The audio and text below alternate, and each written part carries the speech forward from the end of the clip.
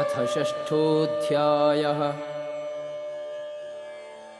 श्रीभगवानुवाच अनाश्रितः कर्मफलं कार्यं कर्म करोति यः स सन्न्यासी च योगी च न निरग्निः न चाक्रियः।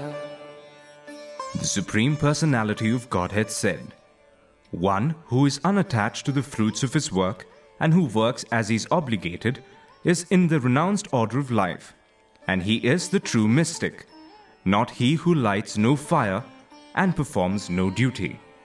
यं सन्न्यासमिति प्राहुः योगं तं विद्धि पाण्डव, न ह्यसन्न्यस्तसङ्कल्पो योगी भवति कश्चन।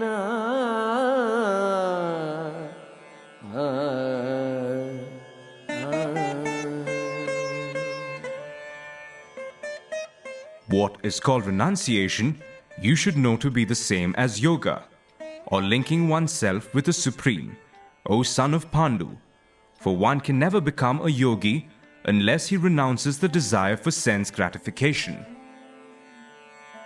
आरुरुक्षोः मुनेर्योगं कर्म कारणम् उच्यते, योगारूढस्य तस्यैव शमः कारणम् उच्यते। For one who is a neophyte in the eightfold yoga system, work is said to be the means, and for one who is already elevated in yoga, cessation of all material activities is said to be the means. यदा हि नेन्द्रियार्थेषु न कर्म स्वनुषज्यते, सर्वसङ्कल्प सन्न्यासी योगारूढः तदोच्यते। A person is said to be elevated in yoga when, having renounced all material desires, he neither acts for sense gratification nor engages in fruitive activities.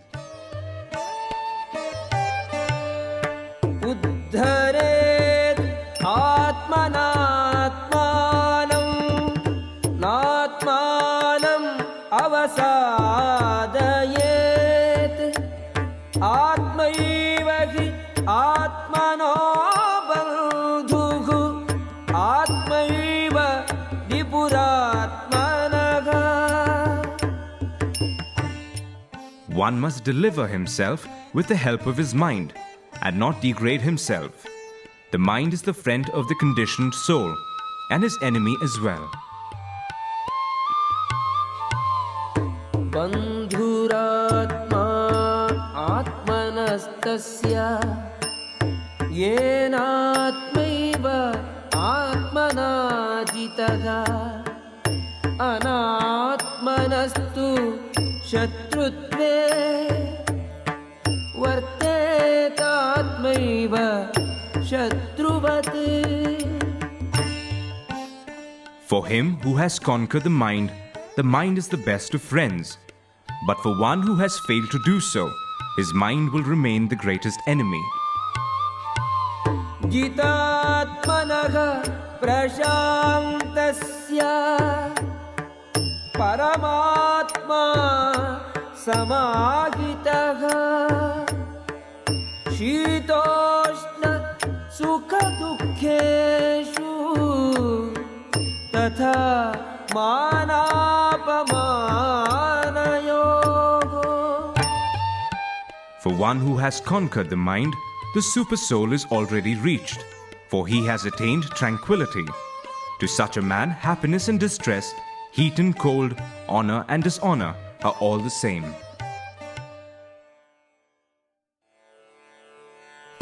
ज्ञान विज्ञान तृप्तात्मा कूटस्थो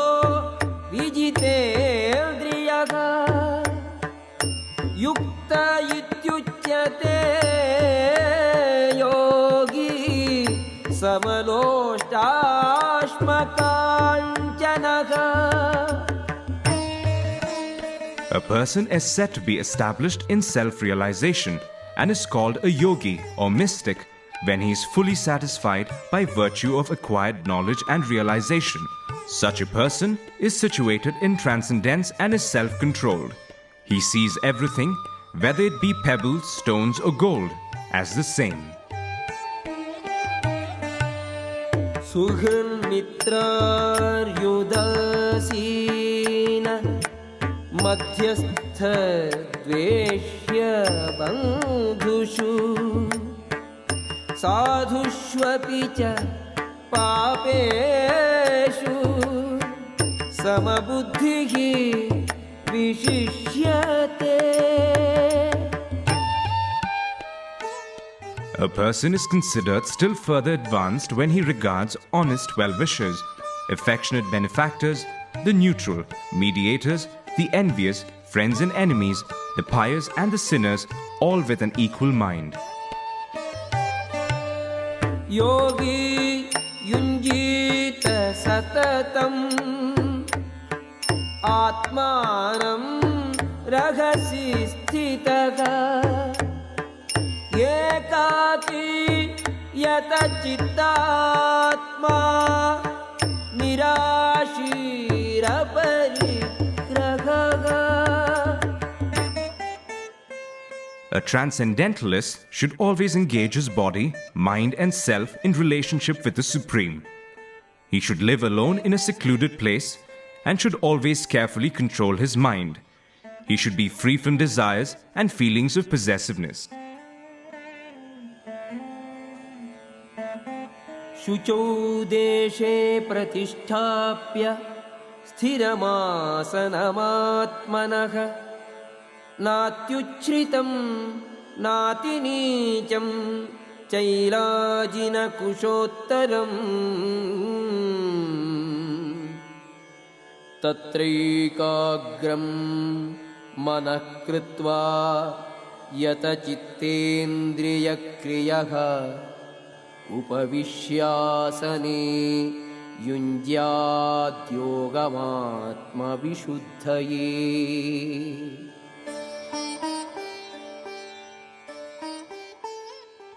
To practice yoga, one should go to a secluded place and should lay kusha grass on the ground and then cover it with a deer skin and a soft cloth.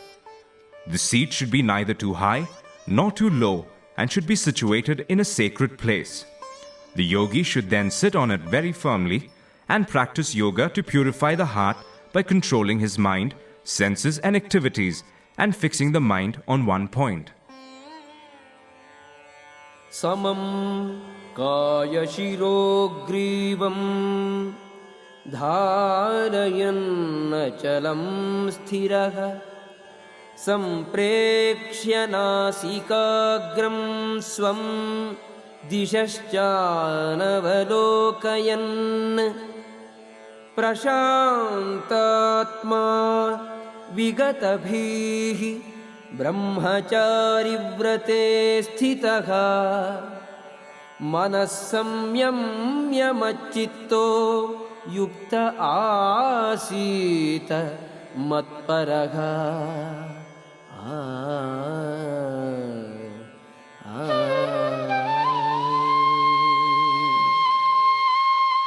One should hold one's body, neck and head erect in a straight line and stare steadily at the tip of the nose. Thus, with an unagitated, subdued mind, devoid of fear, completely free from sex life, one should meditate upon me within the heart and make me the ultimate goal of life. युञ्जन्नेवं सदात्मानं योगी नियतमानसः शान्तिं निर्वाणपरमा मत्संस्थाम् अधिगच्छति. Thus, practicing constant control of the body, mind and activities, the mystic transcendentalist his mind regulated, attains to the kingdom of God or the abode of Krishna by cessation of material existence. नात्यश्नतस्तु योगोऽस्ति न चैकान्तम् अनश्नतः न चाति स्वप्नशीलस्य जाग्रतो नैव चार्जुन. There is no possibility of one's becoming a yogi, O Arjuna, if one eats too much or eats too little, sleeps too much or does not sleep enough. युक्ताहारविहारस्य युक्तचेष्टस्य कर्मसु युक्तस्वप्नावबोधस्य योगो भवति दुःखः. He who is regulated in his habits of eating, sleeping, recreation, and work can mitigate all material pains by practicing the yoga system. यदा विनियतं चित्तम् आत्मन्येवावतिष्ठते निःस्पृहः सर्वकामेभ्यो युक्त इत्युच्यते तदा. When the yogi, by practice of yoga, disciplines his mental activities and becomes situated in transcendence, devoid of all material desires, he is said to be well established in yoga. यथा दीपो निवातस्थो नेङ्गते सोपमा स्मृता योगिनो यतचित्तस्य युञ्जतो योगमात्मनः. As a lamp in a windless place does not waver, so the transcendentalist, whose mind is controlled, remains always steady in his meditation on the transcendent self. यत्रो परमते चित्तं निरुद्धं योगसेवया यत्र चैवात्मनात्मानं पश्यन्नात्मनि तुष्यति सुखम् आत्यन्तिकं यत्तद्बुद्धिग्राह्यम् अतीन्द्रियं वेत्ति यत्र न चैवायं स्थितः चलति तत्त्वतः. यं लब्ध्वा च परं लाभं मन्यते नाधिकं ततः यस्मिन् स्थितो न दुःखेन गुरुणापि विचाल्यते तं विद्या दुःखसंयोगवियोगं योगसंज्ञितम्.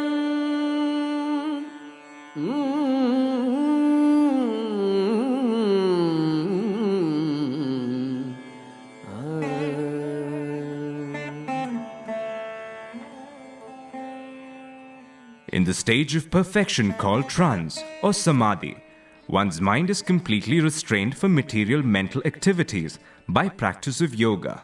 This perfection is characterized by one's ability to see the self by the pure mind and to relish and rejoice in the self. In that joyous state, one is situated in boundless transcendental happiness, realized through transcendental senses. Established thus, one never departs from the truth, and upon gaining this, he thinks there is no greater gain. Being situated in such a position, one is never shaken, even in the midst of greatest difficulty. This indeed is actual freedom from all miseries arising from material contact.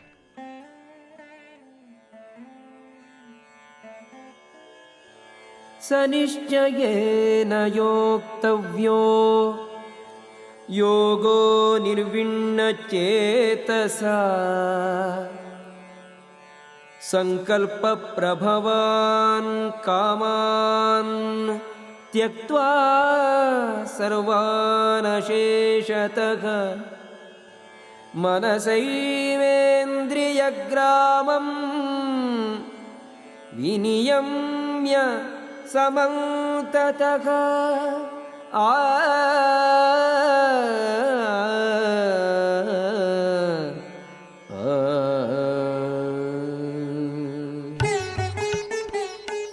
One should engage oneself in the practice of yoga with determination and faith and not be deviated from the path. One should abandon without exception all material desires born of mental speculation and thus control all the senses on all sides by the mind. शनैः उपरमेत् बुद्ध्या धृतिगृहीतया आत्मसंस्थं मनः कृत्वा न किञ्चिदपि चिन्तयेत्. Gradually, step by step, one should become situated in trance by means of intelligence sustained by full conviction, and thus the mind should be fixed on the self alone and should think of nothing else. यतो यतो निश्चरति मनः चञ्चलम् अस्थिरं ततस्ततो नियम्यैतत् आत्मन्येव वशं नयेत्. From wherever the mind wanders due to its flickering and unsteady nature, one must certainly withdraw it and bring it back under the control of the self. प्रशान्तमनसं ह्येनं योगिनं सुखम् उत्तमम् उपैति शान्तरजसम् ब्रह्मभूतम् अकल्मषम्. The yogi, whose mind is fixed on me, verily attains the highest perfection of transcendental happiness. He is beyond the mode of passion. He realizes his qualitative identity with the Supreme, and thus he is freed from all reactions to past deeds. युञ्जन्नेवं सदात्मानं योगी विगत कल्मषः सुखेन ब्रह्म संस्पर्शम् अत्यन्तं सुखम् अश्नुते. Thus, the self-controlled yogi, constantly engaged in yoga practice, becomes free from all material contamination and achieves the highest stage of perfect happiness in transcendental loving service to the Lord. सर्वभूतस्थम् आत्मानं सर्वभूतानि चात्मनि ईक्षते योगयुक्तात्मा सर्वत्र समदर्शनः. A true yogi observes me in all beings and also sees every being in me. Indeed, the self-realized person sees me, the same Supreme Lord, everywhere. यो मां पश्यति सर्वत्र सर्वं च मयि पश्यति तस्याहं न प्रणश्यामि स च मे न प्रणश्यति. For one who sees me everywhere and sees everything in me, I am never lost, nor is he ever lost to me. सर्वभूतस्थितं यो मां भजति एकत्वम् आस्थितः सर्वथा वर्तमानोऽपि स योगी मयि वर्तते. Such a yogi who engages in the worshipful service of the Supersoul, knowing that I and the Supersoul are one, remains always in me in all circumstances.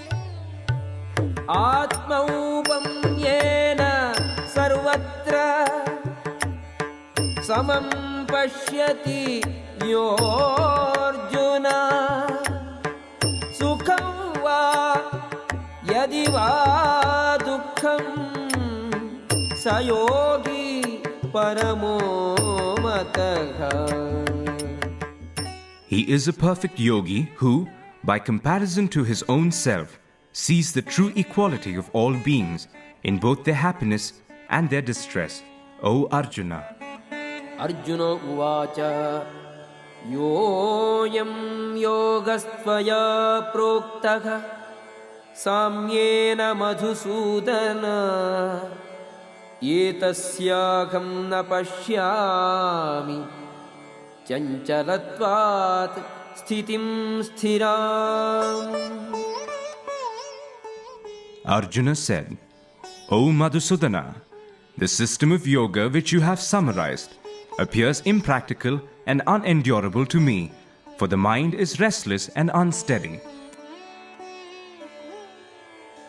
चञ्चलं हि मनः कृष्ण प्रमाथि बलवदृढम् तस्याहं निग्रहं मन्ये वायोरिव सुदुष्करम्.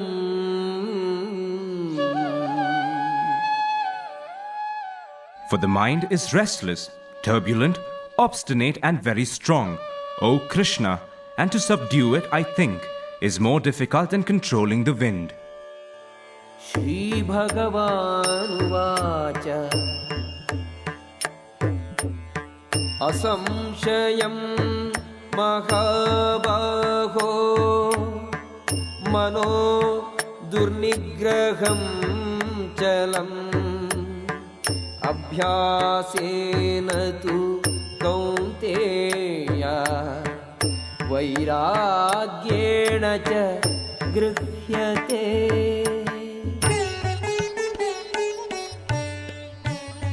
Lord Shri Krishna said, O mighty armed son of Kunti, it is undoubtedly very difficult to curb the restless mind, but it is possible by suitable practice and by detachment.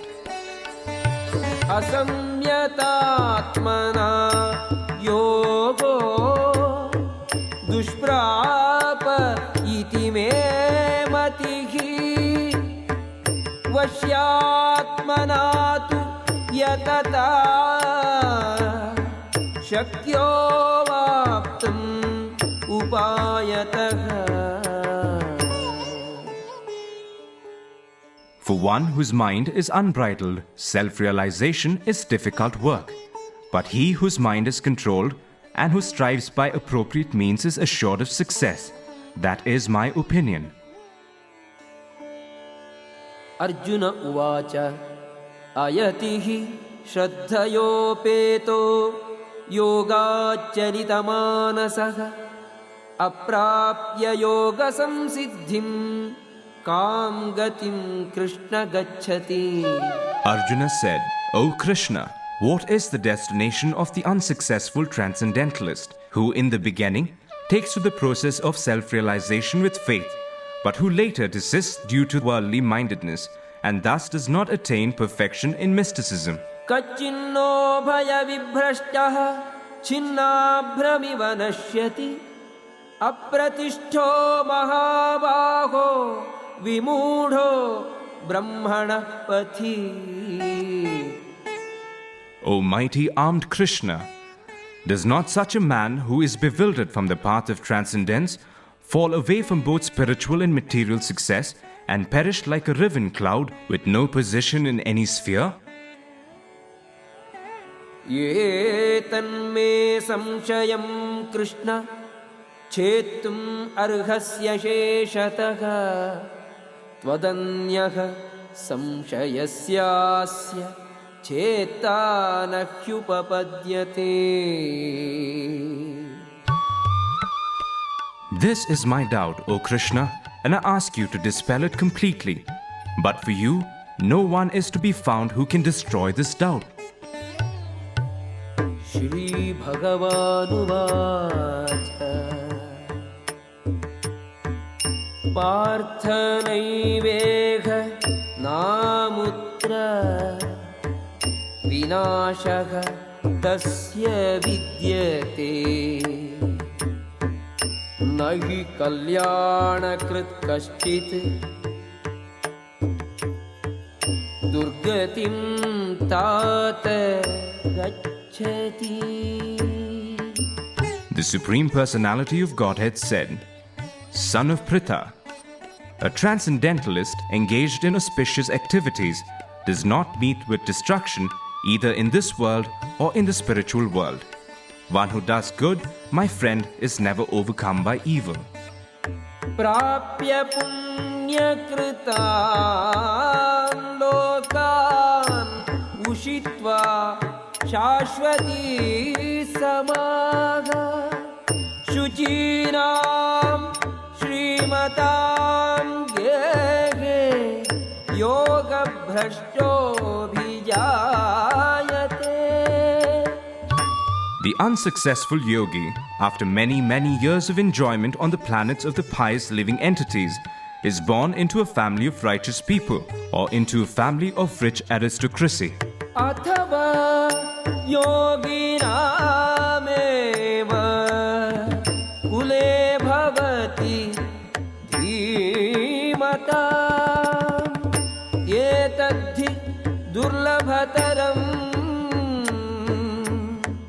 loke janma yadidrisham. Or, if unsuccessful after long practice of yoga, he takes his birth in a family of transcendentalists who are surely great in wisdom. Certainly, such a birth is rare in this world.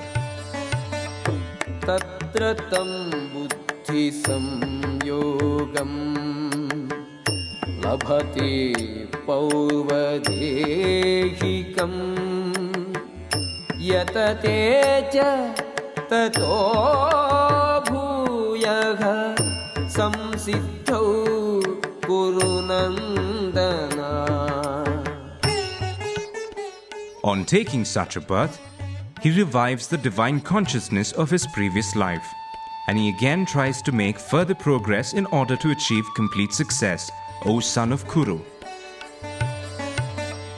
Purvabhyasena tenaiva hriyate hyavashopi saha jijñāsurapi yogasya shabda brahmati vartate. By virtue of the divine consciousness of his previous life, he automatically becomes attracted to the yogic principles. Even without seeking them, such an inquisitive transcendentalist stands always above the ritualistic principles of the scriptures. Prayatnadyatamaanastu yogi samshuddha kilbishaha aneka janma samsiddhaga tato yati parangatim. And when the yogi engages himself with sincere endeavor in making further progress, being washed of all contaminations, then ultimately, achieving perfection after many births of practice, he attains the supreme goal. Tapasvibhyodhiko yogi jnanibhyopi matodhikaha कर्मिभ्यश्चाधिको योगी तस्माद्योगी भवार्जुन. A yogi is greater than the ascetic, greater than the empiricist, and greater than the fruitive worker. Therefore, O Arjuna, in all circumstances, be a yogi. योगिनामपि सर्वेषां मद्गतेनान्तरात्मना श्रद्धावान् भजते यो मां समे युक्ततमो मतः. And of all yogis, the one with great faith who always abides in me, thinks of me within himself, and renders transcendental loving service to me. He is the most intimately united with me in yoga and is the highest of all. That is my opinion. ॐ तत्सदिति श्रीमद्भगवद्गीतासु उपनिषत्सु ब्रह्मविद्यायां योगशास्त्रे श्रीकृष्णार्जुनसंवादे आत्मसंयमयोगो नाम 6ठोऽध्यायः.